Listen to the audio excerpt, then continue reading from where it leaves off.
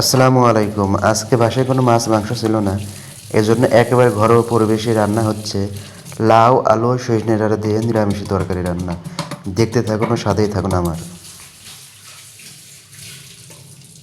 এর জন্য বেশি উপকরণ লাগে না, সামান্য কিছু পেঁয়াজ কুচি, একটু ঝাল আর একটু রসুন বাটা হলে পরে হবে। প্রথমে আমি পেঁয়াজ ও ঝাল তেলের উপরে দিয়ে দিলাম, আর এরপরে একটু দিয়ে দেবো, একটু সামান্য একটু নেড়ে নেব। তারপরে আগে নেড়ে নেওয়ার পরে এরপরে একটু দিয়ে দেবো সামান্য পরিমাণে একটু জিরা ও পাঁচফোড়ন দিয়ে দেবো। এরপরে একটু অল্প, বেশি না, সামান্য একটু জিরা আর একটু পাঁচফোড়ন দিয়ে দেবো। জিরা ও পাঁচফোড়ন আপনি স্বাদ অনেক বৃদ্ধি করবে। এরপরে এর ভিতরে সামান্য পরিমাণে আরেকটু ঝাল ও হলুদ ও লবণ দিয়ে দেব। এরপরে হালকা করে একটু কষাই নেব, ভালোভাবে নেড়ে নিতে হবে। নেড়ে নেওয়ার পরে ভালোভাবে একটু হালকা পরিমাণে একটু কষাই নিতে হবে, যাতে একটু ওই তেলটা উপরে উঠে আসলে পরে স্বাদটা একটু বেশি বৃদ্ধি পাবে।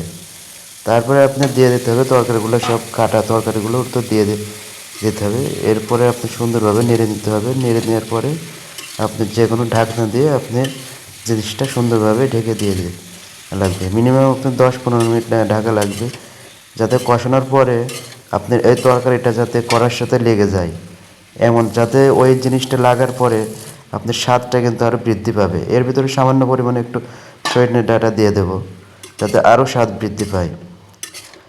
আপনারা কিন্তু অবশ্যই কষানোর পরে যখন এই তরকারিটা কড়ার সাথে লেগে যাবে, তখন কিন্তু একটা আলাদা একটা ঘ্রাণ আসবে। 10 মিনিট ঢাকার পরে আবার একটু ঢাকনাটা তুলে ভালোভাবে নেড়ে নিচ্ছি, যাতে একটু মশলাটা সব জায়গায় মেখে যায়। তারপরে আবার ঢেকে দিতে হবে। এরপরে ঢাকনাটা তুলে এর ভিতরে একটা ডিম ভেঙে দেওয়া লাগবে, কারণ ডিমটা ভেঙে দিলে পরে একটু স্বাদ বা ঘ্রাণ একটু বেশি হবে। ডিমটা সুন্দরভাবে দিয়ে দিতে হবে। দিয়ে দেওয়ার পরে সুন্দরভাবে নাড়তে হবে, যাতে ডিমটা আপনার ছোটো ছোটো কুচি কুচি হয়ে যায়, তাতে দেখতে আরও সুন্দর লাগবে ও অনেক তৃপ্তি লাগবে।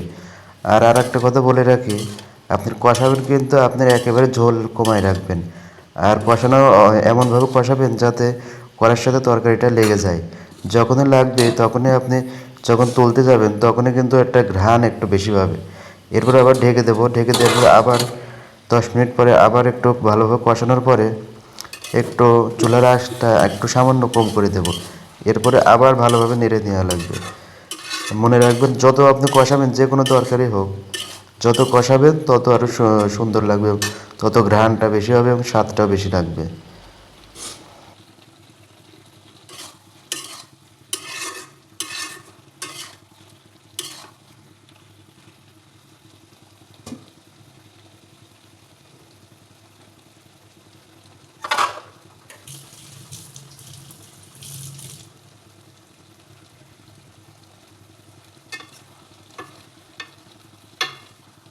আসলে তরকারিটা কেমন টেস্ট হয়েছে একটু চেখে দেখার জন্য সামান্য পরিমাণে একটু ঝোল ও আলু নিয়ে তুলে দেখছি। আসলে তরকারিটা যা টেস্ট লাগছে, অনেক অনেক অনেক টেস্ট। আপনারা বাসায় রান্না করে দেখবেন, এমনভাবে অনেক টেস্ট লাগবে। অবশ্যই কিন্তু আপনি ঝোল বেশি রাখবেন না, ঝোল রাখলে পরে কিন্তু তরকারির স্বাদ থাকে না গো।